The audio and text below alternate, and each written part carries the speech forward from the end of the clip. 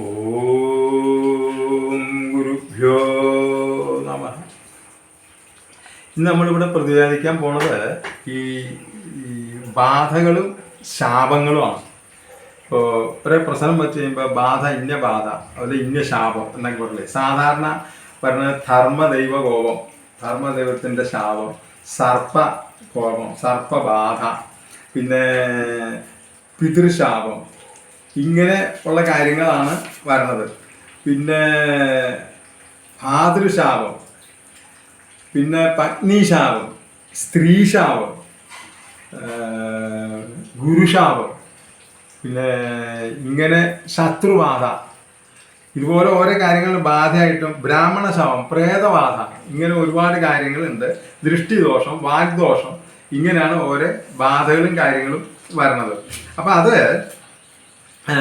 ഈ ധർമ്മദൈവം എന്ന് പറഞ്ഞാൽ നമ്മുടെ പൂർവികന്മാർ എന്ന് പറഞ്ഞു കഴിഞ്ഞാൽ നമ്മുടെ ഉപാസനയും കാര്യങ്ങളും ഉണ്ടായിരുന്ന ആൾക്കാർ, കാരണവന്മാർ, അവരുടെ ഈ പറമ്പിൻ്റെ ഏതെങ്കിലും സ്ഥലത്ത് ഏതെങ്കിലും ശിലയോ അല്ലെങ്കിൽ ഒരു വാളോ, ഈ പട്ടിൽ പൊതിഞ്ഞൊരു വാളോ അല്ലെങ്കിൽ ശൂലോ, ഇങ്ങനെ കാര്യങ്ങൾ പ്രതിഷ്ഠിച്ച് അവരുടെ ഉപാസനാമൂർത്തികളെ ധ്യാനിച്ച് ഈ കുടുംബത്തിൻ്റെ നന്മയ്ക്ക് വേണ്ടിയിട്ട് പ്രതിഷ്ഠിച്ച ഒരു സംഭവമാണ് ഈ ധർമ്മദൈവം എന്ന് പറയുന്നത്.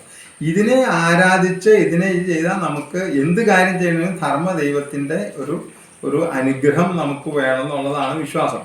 അതുണ്ടെങ്കിൽ അതാണ് സാധാരണ പ്രശ്നം വയ്ക്കുമ്പോൾ മുഴുവൻ ധർമ്മദൈവ കോപം ആണ് വരുന്നത്. അപ്പോൾ അത് ഇല്ലാണ്ടാവണമെങ്കിൽ അതിനെ കൃത്യമായിട്ട് ധർമ്മദൈവം നിങ്ങൾ ആരാധിച്ച് അതിനെ പൂജിക്കുകയും ഒരു വർഷത്തിൽ ഒരിക്കലെങ്കിലും ആ ക്ഷേത്രമാണെങ്കിൽ ക്ഷേത്രം അല്ലാതെ ഒരു സ്ഥലത്ത് സ്ഥാപിച്ചേക്കണമെങ്കിൽ അവിടെ പോയി നിങ്ങൾ തൊഴുകയും അനുഗ്രഹങ്ങൾ മേടിക്കുകയും ചെയ്യണം. പിന്നെ സർപ്പശാപം വരും. ഈ സർപ്പശാപം പറഞ്ഞ എങ്ങനെയാണെന്ന് വെച്ചാൽ നമ്മുടെ പറമ്പിൽ സർപ്പം ഉണ്ടായിരുന്നു, അത് വെട്ടി തെളിച്ച് അതെല്ലാം അതിൻ്റെ ശിലകളും മറ്റൊക്കെ എടുത്ത് കാട്ടിക്കളഞ്ഞ് എല്ലാം കളഞ്ഞു. അതുപോലെ തന്നെ വിശ്വാസം ഇല്ലാത്ത ആൾക്കാർ, അന്യമതസ്ഥർക്കോ വിശ്വാസം ഇല്ലാത്ത ആൾക്കാർക്കോ നിങ്ങളുടെ സ്ഥലങ്ങൾ വിൽക്കുക. ഇങ്ങനെയൊക്കെ വന്നു കഴിയുമ്പോഴാണ് ആ സർപ്പശാപം അങ്ങനെ വരുന്നത്. പിന്നെ അപ്പം അത് പിന്നെ വന്നത് ഈ നമ്മുടെ സ്ത്രീശാപം. ഇപ്പം പുരുഷന്മാർക്കാണെങ്കിൽ സ്ത്രീശാപം വരും. ഇങ്ങനെയൊക്കെ ഇതിൻ്റെയൊക്കെ ഫലങ്ങൾ എന്താണെന്ന് വെച്ച് കഴിഞ്ഞാൽ ഇത് മുഴുവനും നിങ്ങൾക്ക് ഈ തടസ്സങ്ങൾ സൃഷ്ടിക്കുക. നമുക്ക് എന്ത് കാര്യത്തിന് തടസ്സം, ഒരു വീട് പണി അതിന് തടസ്സം, ഒരു വാഹനം മേടിക്കണം പിന്നെ ആവും തടസ്സം, വേണ്ട ഒരു സ്ഥലത്ത് നിങ്ങൾ പോകണമെന്ന് വെച്ചാൽ മാറ്റി വരുന്ന തടസ്സങ്ങൾ, എല്ലാ തടസ്സങ്ങളും വരിക. അപ്പോൾ വിവാഹ തടസ്സം, ഏറ്റവും കൂടുതലായിട്ട് വിവാഹ തടസ്സവും സന്താന ദുരിതവുമാണ് ഈ ശാപത്തിന്. സർപ്പശാപം, അതുപോലെ പിതൃശാപം, ധർമ്മദൈവ ശാപം, കോപം, ബാധ, ഇതൊക്കെ വന്നു കഴിഞ്ഞാൽ പറഞ്ഞ സാധാരണ അതാണ് വന്നത്. അതാണ് ഇപ്പോൾ കണ്ടുവരുന്ന മിക്കവാറും ഇതിൽ ഈ വിഷയങ്ങൾ. അതാണ് ഈ ധർമ്മദൈവ കോപം സന്താന ദുരിതമായിട്ടാണ് വന്നു കൂടുന്നത്. അപ്പോൾ അതിന് ഓരോ പരിഹാരം, പിതൃക്കളെ വേണ്ട വിധം സംരക്ഷിക്കുക, പിതൃ നമസ്കാരം ഇവിടെ ചെയ്യുക, ശ്രാദ്ധങ്ങൾ കൂട്ടുക, അങ്ങനെ ചെയ്യുക. അതുപോലെ ധർമ്മദൈവത്തിൻ്റെ അവിടെ പോവുക, അവിടെ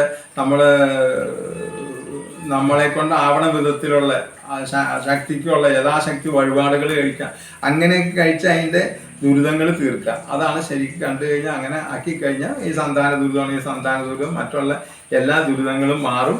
അത് വളരെ ഭംഗിയായിട്ട് എല്ലാം ശരിയായി നമുക്ക് വിവാഹം എല്ലാം നടക്കും, സന്താന ദുരിതം മാറും, വിവാഹം സമയത്ത് നടക്കും, എല്ലാ കാര്യങ്ങളും വരും, എല്ലാ കുടുംബത്തിന് ഐശ്വര്യവും കാര്യങ്ങളൊക്കെ വരും. അപ്പോൾ നമ്മൾ ധർമ്മദൈവത്തിനെ നമ്മൾ ശരിക്ക് ആരാധിക്കുകയും അതിന് വേണ്ട യഥാശക്തി വഴിപാടുകൾ കഴിക്കുക. അതുപോലെ സർപ്പം ചിലപ്പോൾ ഈ ധർമ്മദൈവത്തിന് അവിടെ തന്നെ സർപ്പവും കൂടി ഉള്ളതായിരിക്കും, മനസ്സിലായില്ലേ?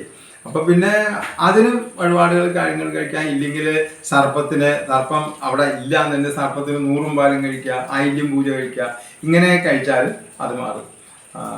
അതാണ് ഇതിനെക്കുറിച്ചുള്ള കാര്യങ്ങൾ. നമസ്തേ. നമ്മുടെ ഈ ചാനൽ നിങ്ങൾ കാണാനും അത് സബ്സ്ക്രൈബ് ചെയ്യാനും ഷെയർ ചെയ്യാനും ഞങ്ങൾ അഭ്യർത്ഥിക്കുകയാണ്. നമസ്തേ.